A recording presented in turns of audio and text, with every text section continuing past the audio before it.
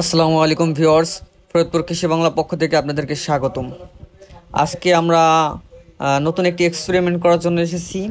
আমরা প্রতিনিয়তই ইউটিউব ফেসবুকে দেখে থাকি যে ধুমার মাধ্যমে এক রাত অথবা 24 ঘন্টার মাঝে যে মানে কলা বা পেঁপে এগুলো পাকিয়ে থাকে।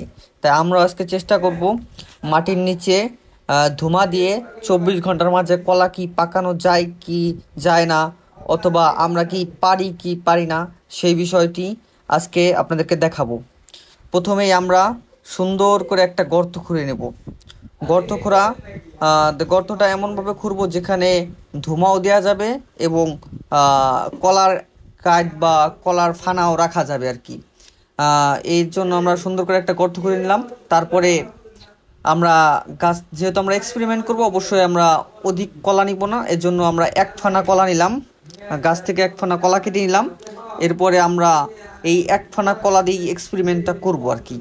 আমাদের কলা কাটা শেষে আমরা গাছ থেকে কলা গাছের শুকনো ফাত্রাগুলি আনলাম, যাতে ধোঁয়া সৃষ্টি করা যায় এই গর্তার মাঝে। যদিও একটু মাটিটা ভিজে ছিল, এর জন্য আমরা উচ্চ জায়গা পাচ্ছিলাম না, এর জন্য আমরা এই নিচু জায়গায় একটু ভিজা ভিজা মাটিতেই করতে হলো। প্রথমে কলার ফাত্রাগুলো আমরা সুন্দর করে গর্তের এক সাইডে রাখবো, এবং এখানে ধোঁয়া সৃষ্টি করব।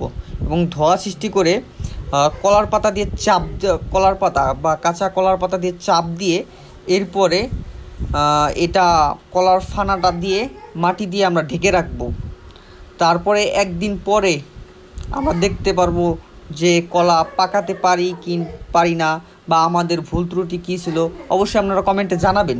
আমাদের কৃষি বাংলা ফরিদপুর চ্যানেলটি এখনও যারা সাবস্ক্রাইব করেন নাই, অবশ্যই অতি দ্রুত সাবস্ক্রাইব করবেন। আর আমাদের নতুন নতুন ভিডিও পেতে আমাদের ফেসবুক পেজটিও ফলো দিয়ে রাখবেন। যাই হোক, এরপরে আমরা সুন্দর করে আগুন জ্বালিয়ে ধোঁয়া সৃষ্টি করলাম। ধোঁয়া সৃষ্টি করার পরে এরপরে আমরা কলার পাতা দিয়ে আবার চাপ দিয়ে দিচ্ছি, দেখতে পাচ্ছেন। তারপরে আমরা এক সাইড দিয়ে কলা ঢুকিয়ে দিব। তারপরে দেখা যাক এই কলাটা পাকে কি পাকে না।